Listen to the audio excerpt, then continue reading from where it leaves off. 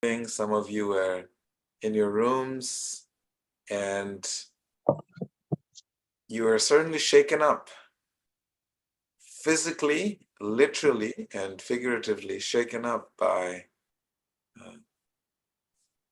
the earthquake. I know some of you in Connecticut started to message me, wondering what was happening. And then there was a lot of discussion about this solar eclipse coming up day after tomorrow on Monday. So, am I right, Keshavi? There's a lot of questions surrounding the solar eclipse, what to do, what not to do, what's happening, what's not happening.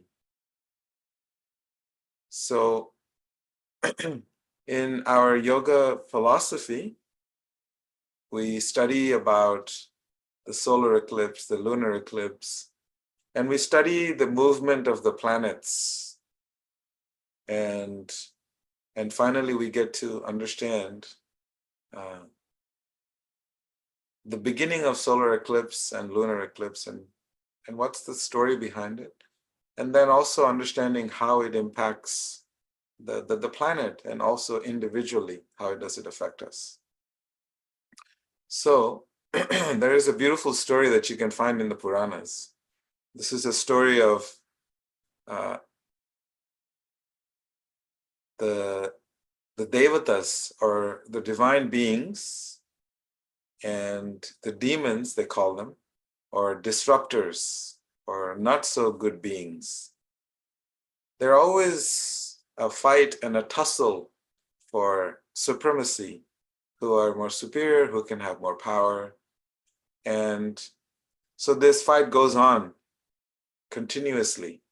And you can see that fight also goes on in our lives, between the good in us and the not good in us, always trying to see how we could choose the good in us. And sometimes we end up not choosing the good in us, and then we get somehow we are subjected to operate from a space that is not the best side of ourselves.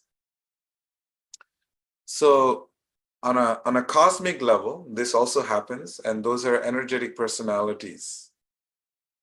And so this, what we call them devatas or demigods, and what some people call them demons, or not such good people or evil people, they're all fighting for power. And they decided to do something together so that both of them could have eternal life. An eternal life of no death. And in the heavenly regions, or Swargaloka, as we say in Sanskrit, there is no birth, old age, disease, and death. It is a place of permanent enjoyment for the duration of your life in that planet. It's called Swargaloka. So they were thinking how they could collaborate and work together and extract the nectar of immortality that is available. And then together, both the parties could have eternal life and eternal enjoyment. So the plan was that they're going to take this big Mandara mountain, it's the biggest mountain, and they would churn the mountain. And from the churning of the mountain, then the essence of the mountain would come out. This process of churning is a common practice in India. You will see in India, they churn the milk and the butter and yogurt, and they make it into butter. And it's a very manual process. And also you may hear this word churning as in, when you have many thoughts, you churn those thoughts, and eventually you may come to something that is nice. So these demons and demigods, they decided to churn this mountain, and from there they were going to extract the nectar or the potion of immortality. So they started to churn this mountain with a vast, gigantic snake. I know this going to sound pretty esoteric here. So this powerful snake named Vasuki, he comes from another planet under the earthly planet called the Nagaloka, planet of the reptilian planet. So he came from there and he was used as the rope to churn the ocean. And in that process, after churning the ocean, then they started to notice a lot of poison came out from churning the ocean. And it was too much. The poison was a little too much. So what to do? They appealed to Shiva, and Shiva, with respect, accepted the responsibility to drink all the poison. And he captured all the poison on his throat. For those of you who come to India with me, you can see the Adam's apple of Shiva. They have a temple called Nilakanta. And you can see a beautiful rock that is blue, that represents the poison that he drank. And thousands of people go there every day to get rid of toxicity in their life and release the poison in their life. So that temple is there up in the mountains from Rishikesh. And so Lord Shiva drank the poison that was the byproduct of churning this mountain. And then after that, there was this personality named Dhanvantari. Dhanvantari is the founder of Ayurveda. He came up with a beautiful pot with all the herbs that can cure all the diseases. But who wants to go through a long process of taking herbs? So then came this beautiful pot of Amrita. Amrita means nectar, a portion of immortality. And as soon as that part of nectar came out from this mountain, then both the demigods and the demons, they started to fight. Who was going to be the first ones to drink that portion of immortality? So how to end this conflict? Then Vishnu, who happened to be there, he said, oh, okay, now we got to resolve this issue, otherwise they will kill each other and destroy themselves. So then he took this form of Mohini Murti, this beautiful, beautiful heavenly damsel. It was considered that she was so beautiful, she was so attractive, that each and every one of the people that looked at her, they immediately forgot everything about the portion of immortality. She was that gorgeous. And she approached them saying, give me this pot, and I will serve each and every one of you with this portion of immortality. So then the demigods sat on one line, and the demons, they sat in another line, and she was serving this drink of immortality. As she was serving this drink of immortality, the demons on one side, they noticed something was not right. And this demon was named Swarabhanu. And what he did is he stood right in between the planet Sun, because we have the planet Sun. His energy, he has a form, it's called Surya Devata. So he was getting served, and the moon was sitting right next to him, and he was also going to get served. And this Swarabhanu came and sat right in the middle, and he wanted to be served. And so when he got served and he started to drink, then Surya and Chandra, they recognized this person. They're like, he's not one of us. There's something fishy about this guy. He's disguised as, one of us, but he's not one of us. So then she immediately took the form of Vishnu, and she used a disc, a chakra, an energetic chakra, and she chopped off the head. So you'll notice his name is called Rahu. Rahu is the evil king that is devouring the sun because he's angry at Surya Devata, the sun god, for revealing his cover. So he goes to eat the sun, but his body was cut off at the throat, so the sun comes out and it doesn't go through the whole body. And the lower part of the body of this demon, snake-like demon, and so his lower part of his body is called Ketu. Rahu is the head of this demon, and the body is called Ketu. And so the sun planet does not enter the whole body. It just goes through his throat and comes out from his neck. So this demon's, his only form is simply his head. He doesn't have a body. And he is immortal because he has drank this potion, this liquid.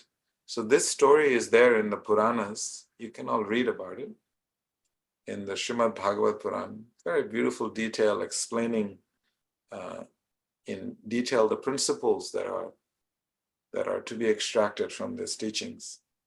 And when we see what happens to the solar eclipse and the lunar eclipse, sun and moon are constantly being attacked by this planet of Rahu.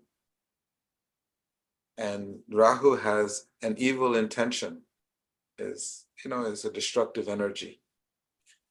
So therefore, the solar eclipse that we see is Rahu, this demon, actually swallowing the sun.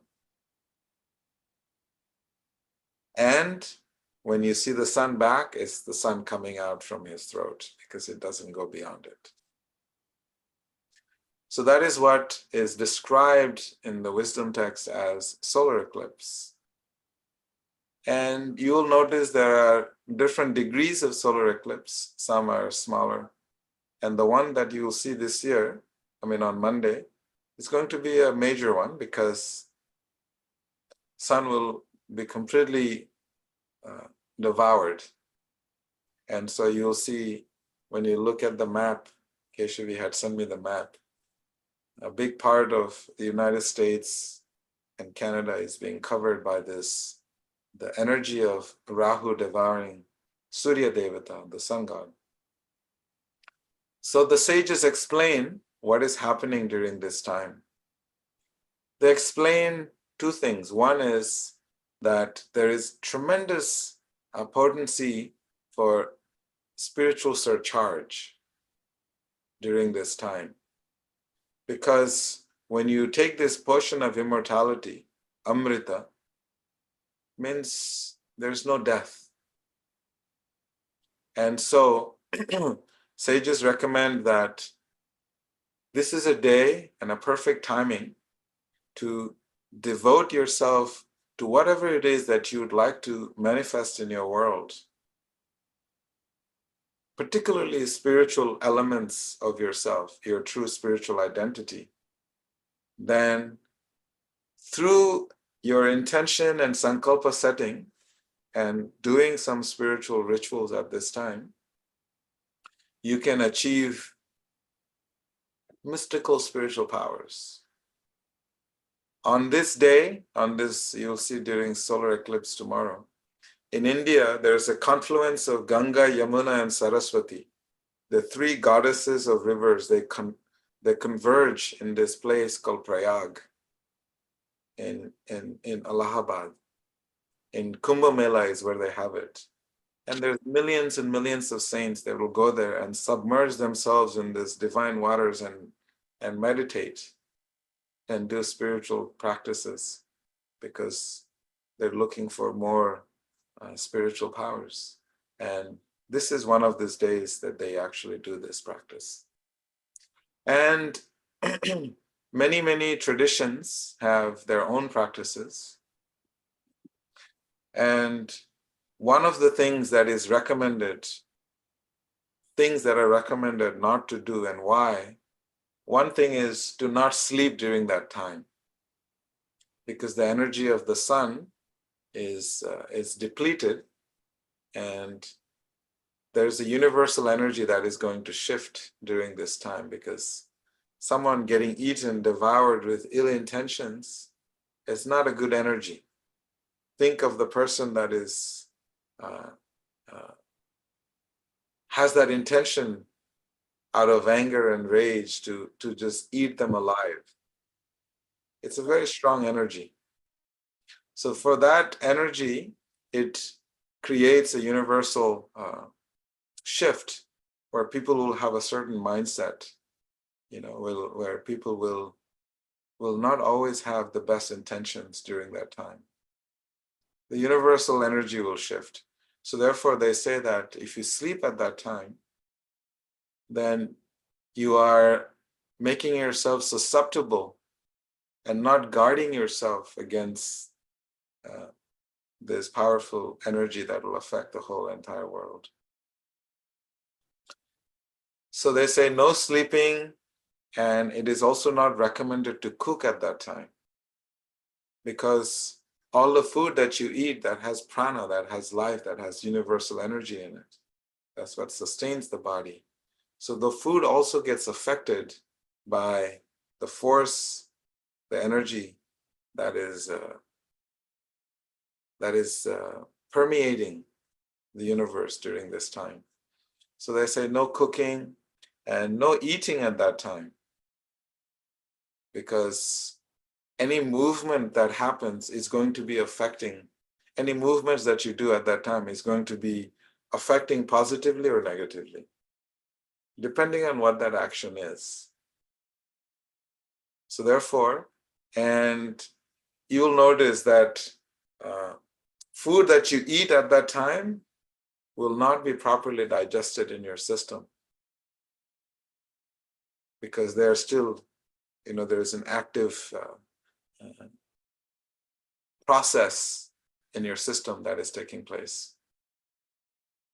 So what they recommend, what sages have recommended is that you fast 1 hour before and up until 1 hour after the solar eclipse. This is what they recommend. And this is not recommended for pregnant people and for children either, and elderly. Somehow they're exempted by the universal law from these rules. I don't know how that works, but that is mentioned. Yes, Keshavi, you have. When you say 1 hour before and 1 hour after, do you mean 1 hour before the actual, like the full totality of the eclipse, or do you mean like 1 hour before the eclipse starts? Before it starts. So if it starts at 1:30 and ends at, or 1:45, ends at 4:30, I think is the time, we would start at 12:30? Yeah. Okay. And at that time, if you're fasting, if you start to do spiritual activities, for example, they recommend worship of Narsimha, Ganesh, or Hanumanji, the three powerful energies. Narsimha is the half man, half lion energetic force that is the deity of protection. And then Ganesh, everyone knows, he's the deity with the elephant head. And then they also say that the planets reside in the belly of Ganesh, because you see he has a nice pot belly when you see the elephant god. And they say the nine planets are residing in his belly. So when you worship him, then you're good, you're protected by him. And it is also explained in some of the Puranas that the 9 planets are also residing in the tail of Hanuman, because he's that powerful. He's the son of the wind god. And when he has a special benediction from the sages that he will never die. And Hanuman, when he was a little child, when he was born, his mother said, I need some food. What can I eat? And the mother looked at the sun rising. He says, yeah, that looks like your food. Go ahead. And he just leaped up and swallowed he was playing with juggling the sun and playing with it, and that was his toy, And so the sages had to plead with him to Hanuman and say, can you please let the rhythm of the universe go on, and they had to pacify him by giving him all these benedictions. So anyway, there's a lot of beautiful stories surrounding Hanuman and the sun god. And so Hanuman is also worshipped because he is immortal. He's still there up in the Himalayan mountains. And so he is also worshipped on this day. So these are the three deities, three energetic forces that are worshipped on this day. Yes, Merjan. Is there a kind of mantra that we can use? Yes. Okay. We can send the mantra. We can send the mantra in the WhatsApp group. Mantra for Ganesh, for Hanuman, and for Narsimha.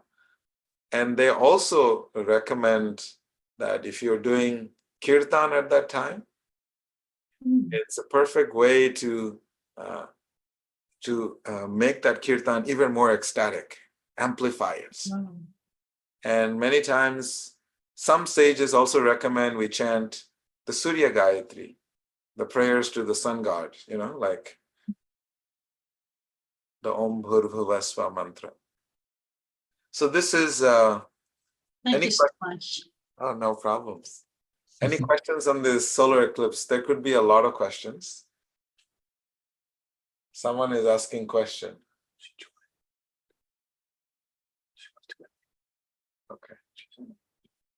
Okay. So any other questions? Keshavis, are you all satisfied? Yes, Narayani Devi. Hare Krishna, everyone. Are we supposed to be out and looking at the solar eclipse? Good question. Great question. It is explained, the sages explain, that unless you're doing something really supremely powerful spiritual practice, that is more powerful than the sun, planet itself, the energy, then you should be indoors. Because the rays of that sun at that time, the light of the sun is going to be somewhat contaminated by this evil serpent demon named Rahu. So that's why normally you'll see many, many temples. Most Hindu temples in the world will close for those times. And then they do a special ritual in the temple to make sure the energies from the outside do not enter the temple premises. So that's what they do in India. All the thousands and thousands of temples, they will be closed. In Atlanta, though, yesterday, I was thinking that in the ashram here, I'll do a special puja for Narsimha and Hanuman. I have deities of both because I worship them daily. So we'll do a special pushpa abhishek. We bathe them with the flowers. So whoever comes, they have to bring 12 rose flowers, multicolored rose flowers, and we'll do a pushpa abhishek with a kirtan. But I don't know. I don't think there's going to be everyone working in school. I don't think you get vacation, but here we'll do it like that. Chant mantras and do kirtan. Okay, yes, Narayani Devi. I have to put the kids on the bus at that time, so I have to go outside. What should I do? Yeah, good question. Then you should wear, there is a scarf with the names of Ram. It's called Namabali or Ramabali. You'll see in India they get those scarves. It's silk cloth that protects you from the energy, and they have powerful names written on it. So when you cover your head with that, then you're able to protect yourself if you have to go outside. But if you can avoid it, then it's perfect. Yeah, they give all the remedies. Okay. So can we move on to our topic, the next part of the topic, or are we good? Are we have any more questions on this? Okay. There's some questions. Okay, let's take a few more questions so that we know we have. I can ask Tanya's question. She said, does it only affect those in America? What if you're in South Asia and it looks like it will be nighttime here during the eclipse? Would you advise to stay awake as well? So wherever you are in the world, you're going to be affected by it. Because it's not a geographical effect. It's a universal effect. Sun is the planet that affects the whole universe. But the degree of impact or effect on you will be depending on your location. So like United States will definitely feel it. The country as a whole will feel it. People who are in that hemisphere will also feel it very strongly. And wherever it's going through, you will start to notice. And and worldwide, there will be an energy shift. As we know that there's already wars going on everywhere. There will be something maybe a little bit more amplified in that regard.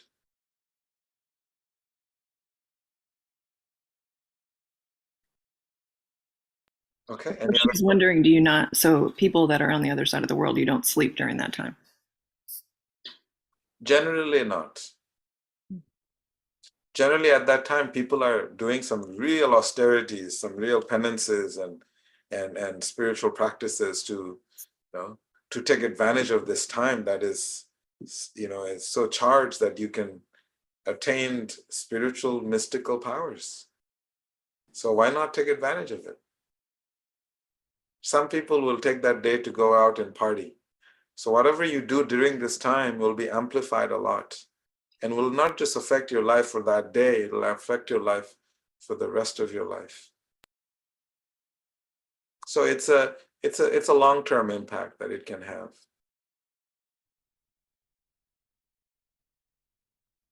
Just like we in our yoga practices, we study about dawn and dusk. Why is it so important to do spiritual practices during dawn and dusk? The question is asked because at that time, the veil between the material and the spiritual becomes very thin, so you can easily access the spiritual realms. That is why dawn and dusk is very, very powerful time. Whatever you want to achieve in life, if you do it during dawn and dusk, you want to be rich, you wake up in the morning and you do your sankalpa.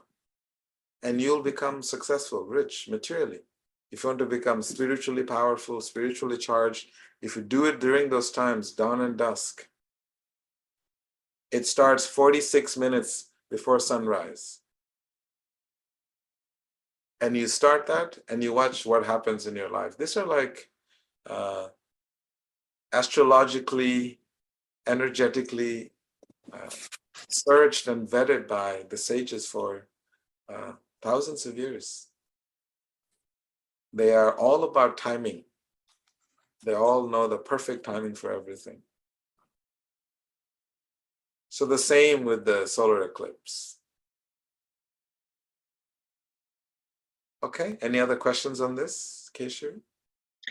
Margot is asking, what are the names on the silk scarf? I know you mentioned Ram, because she has to go out. So do you have any resources to reference so that people can get them? You can also find the Maha Mantra. They're called Namabalis. Nam or the threads of name. And they're in silk. You can find Shivas also. You can find them in India all over the place. Do I have one here? I do have it, but I could show you how they look like. She has to go out for this eclipse though, so what does she do if she doesn't have one? I at least recommend wear a pure pure, they say, wool or silk? Pure wool. If you can avoid going out, then avoid. If you can't, because this will affect your planetary constellations in your chart as well. I think Tatiana has a question. That's the one. That was, Yeah. thanks. Okay, so we were going to talk about how to remain calm in the midst of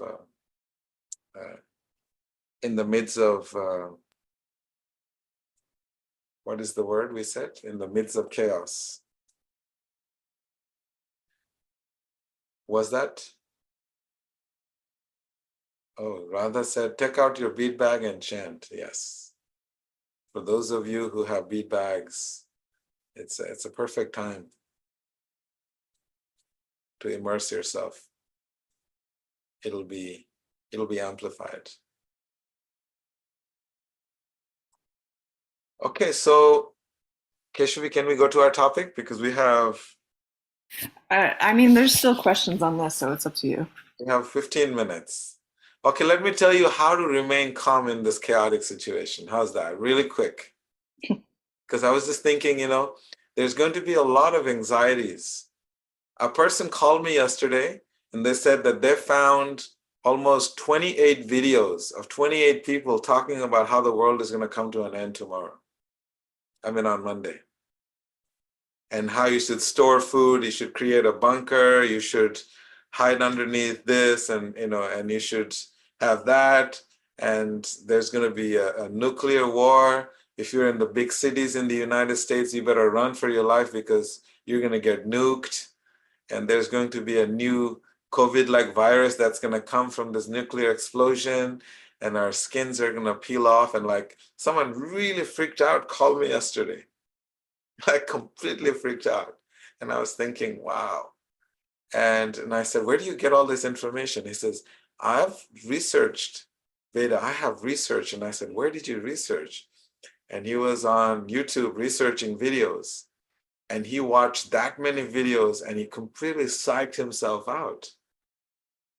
Like completely freaked out.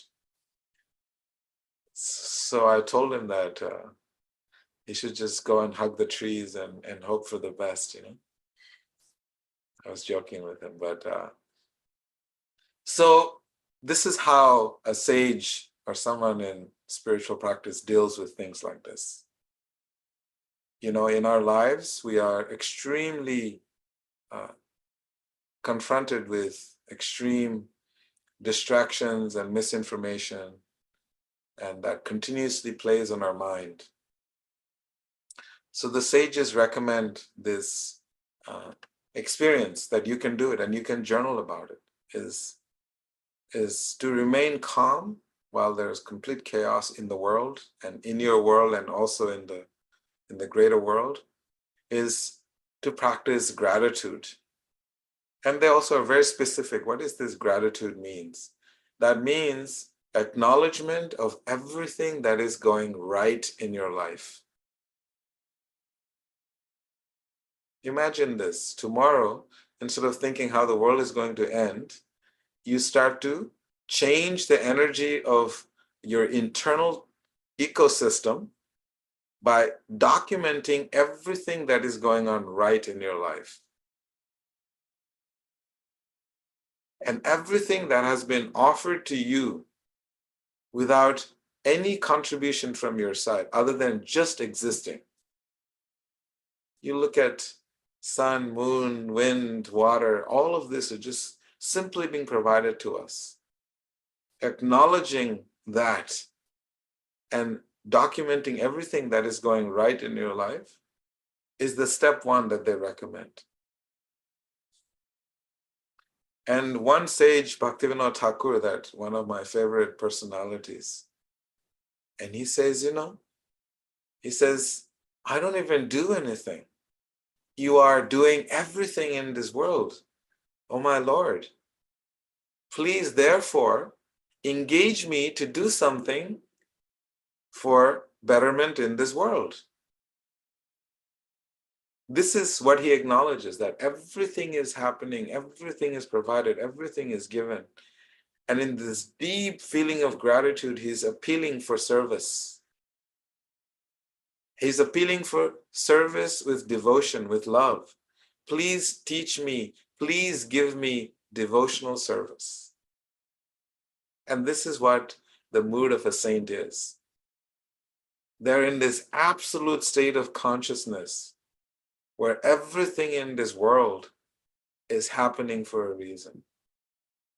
And it is when we forget that we are not the controllers, that something else and someone else is in this world is got everything in order.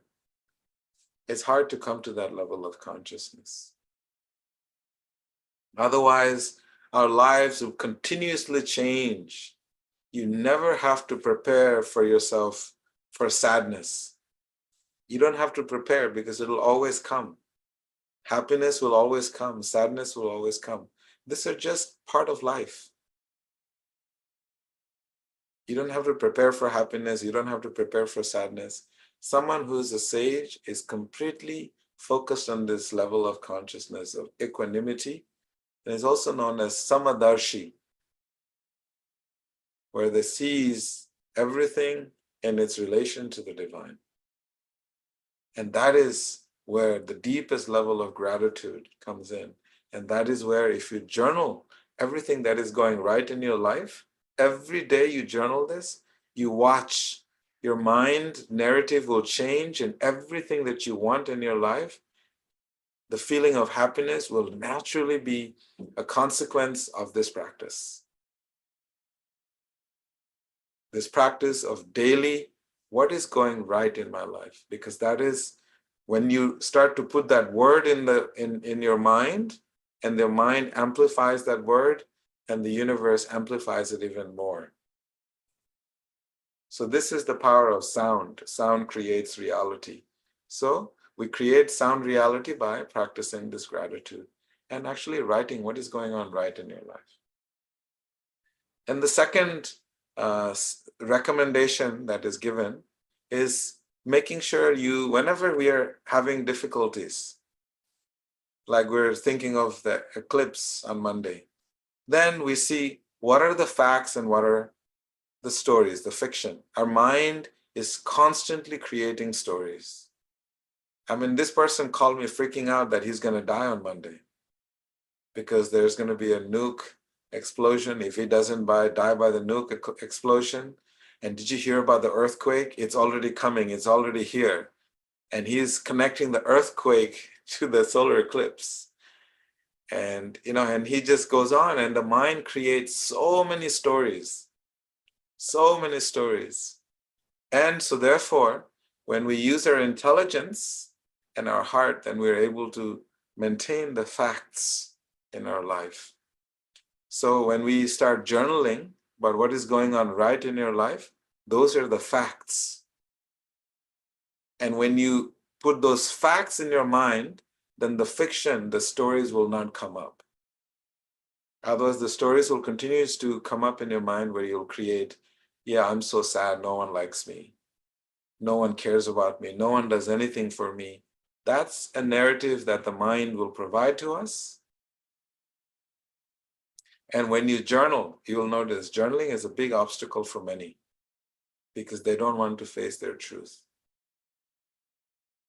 They're afraid to face it.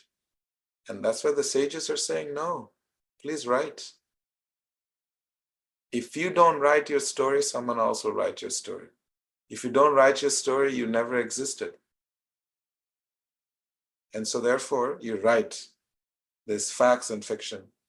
And the third step that we see is acceptance. Whatever is happening in this world, there is so much we can control. And whatever we can control, you can go and try. Because there's very limited control we have. We can control what we eat, we can control, because that will change how we think. We can't control our thoughts. We can observe our thoughts. We can navigate our thoughts. So therefore, learning that there's very little control that we have in this world, and we should accept whatever is given to us and who we are as people. And learning this deep art of acceptance,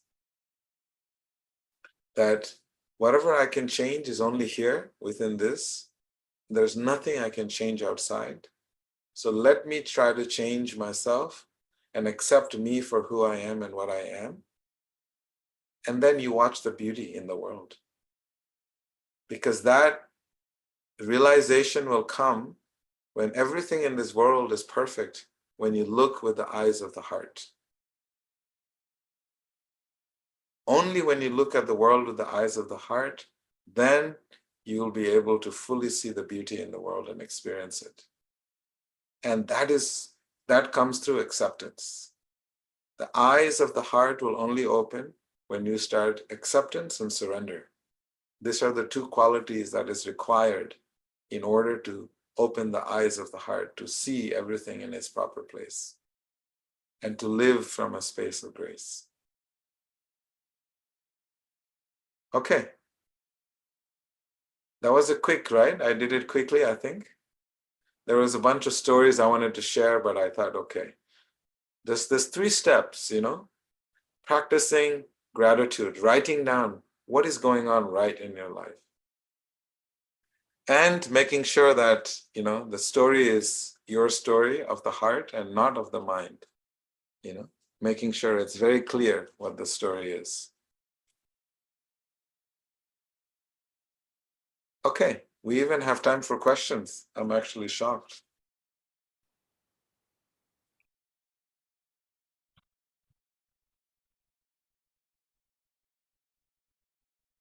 Okay, since I haven't have a question. No, I have a question. Sorry, it's actually not my question, but I'm relaying it for Daksha, who can never join this call, because we were talking in the Connecticut group about ideally not going outside. She said she was having a little trouble with it. She says at one point in time, wouldn't all humans have been outside during eclipses? And she was seeing that it is a natural occurrence, so why is it seen as bad? And her last question was, being energetic, do walls really make that much of a difference? Like, does it make a difference if we stay inside or don't? Great question. The answer is also really, really simple also. There once was a time when everybody was a spiritual being and they were operating on a higher frequency of spiritual consciousness. Everyone. So wherever you were, it didn't matter. Because when you practice this deep spiritual practices, when you look at the other ages, there's 4 ages: Satya Yuga, the Golden Age, the Silver Age, and the Bronze Age, and this is called the Iron Age. So this Kali Yuga, the consciousness is not that great. If we analyze where the world is going, you'll know where the consciousness is. So therefore, having a consciousness, being in Kali Yuga, constantly being impacted by our external environment, we have the opportunity to elevate our consciousness and thereby not be affected by it. And the recipe is also given to be indoors. So yes, there was once a time people lived in all kinds of environments. People lived in the woods, the sages, but they also have little cottages. There are some people who are outside, yes. And will the walls protect you from energy? Yes. Because you're not directly subjected to the power of the universal energy that is being experienced everywhere. But more than just the walls is making sure you create a shield of protection around you by doing spiritual activities, chanting mantras, doing fire ceremonies, doing spiritual rituals. On this day, there will be many, many people sitting in the Ganga, submerging themselves in the Ganga for 4 or 5 hours, because she's going to be like even more energetic. So why not, feel the super energy of Ganga Devi?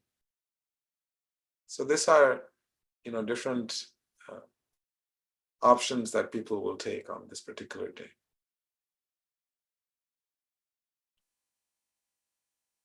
And I will leave you with this thought that in this world, once we look at the world with our eyes, you will realize that everything in this world is temporary. When we look at the world with our sensory faculties, everything in this world is temporary. But if you look with the eyes of the heart, you'll find that everything in this world is permanent. Because you are seeing the divine creation. You're seeing that the permanent nature of who we are. In the Bhagavad Gita, there is a beautiful text, Natve Vaham Jatu Nasham. Never was there a time when I did not exist.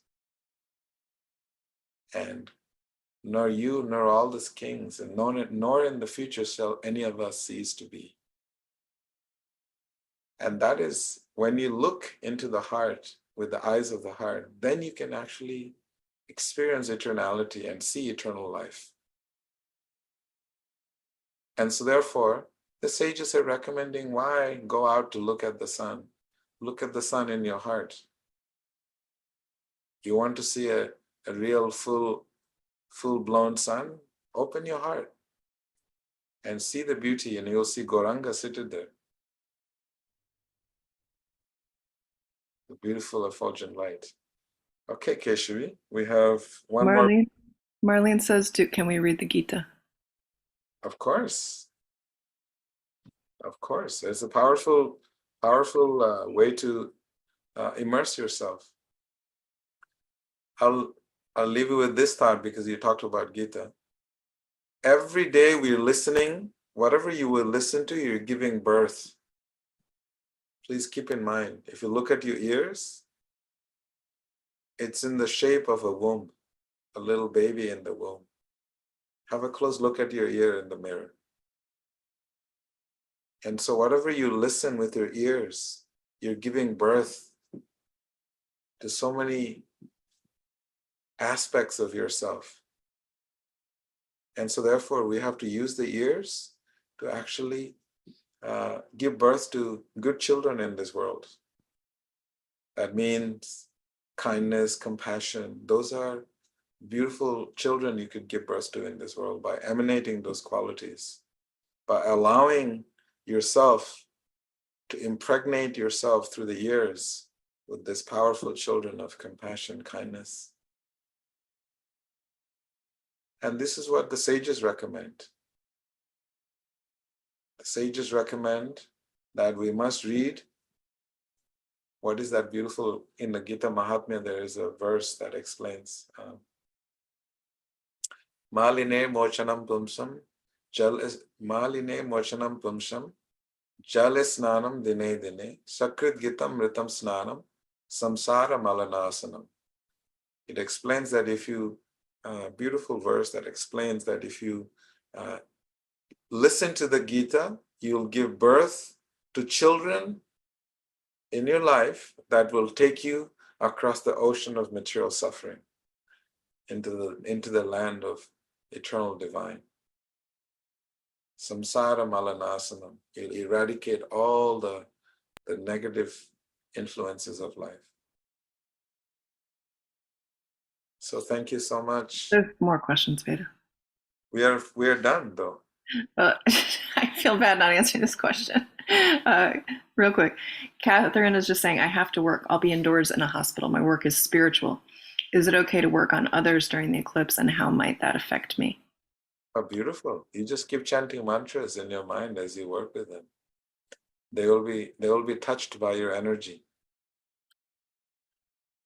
You have to keep in mind, the power of sound is so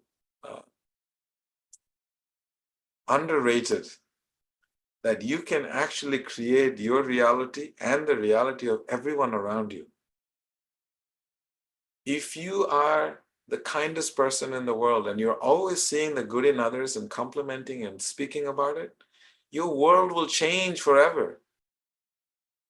And that's why you'll notice in our retreats, we put the 4 values, and the 4th value is no gossip. The word gossip In Sanskrit, this is called prajalpa. Prajalpa is like a frog croaking, and inviting the snake to come and devour it. You like inviting death through gossip. So therefore, if you are at work and wherever you are, in your mind you have the spiritual consciousness, and carry that consciousness, kindness, compassion, and let them feel it. And you watch how your world will change. I recommend each and every one of you to practice this. Just compliment and see the good in everything and everyone, and you see how your world will change all around you. Your friends will change, your friends will shift. Your energy, and you'll attract so many amazing people in your life. Because this is the secret. You have to give birth to beautiful children through your ears. Sorry, there was one more question. Somebody had a question about birthday. It's your birth. Oh, Christine, it's you were born on this day. Is there any spiritual meaning? Yes, there's a lot of spiritual meaning. To have a human birth is the most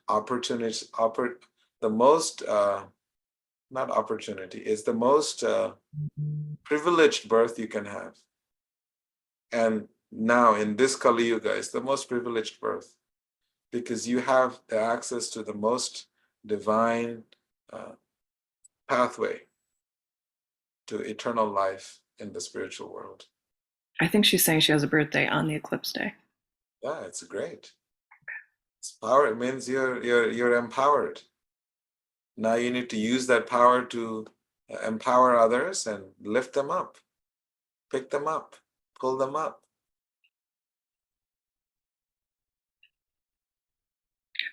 Veda, you had mentioned sharing mantras with all with all the WhatsApp groups.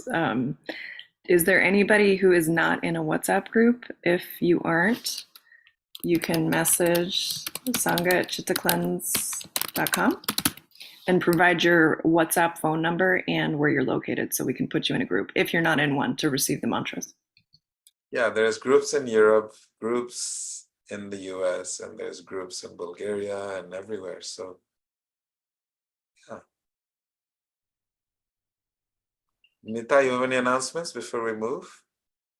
I think it's past our time today.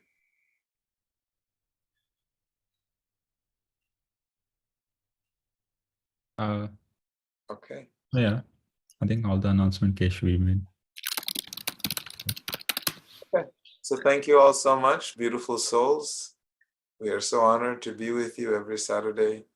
Please don't forget, you are the best gift to this world. And we all have a unique purpose in this world.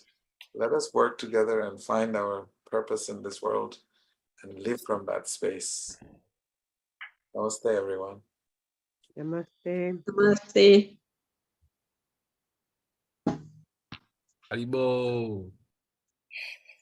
Haribo. Haribo.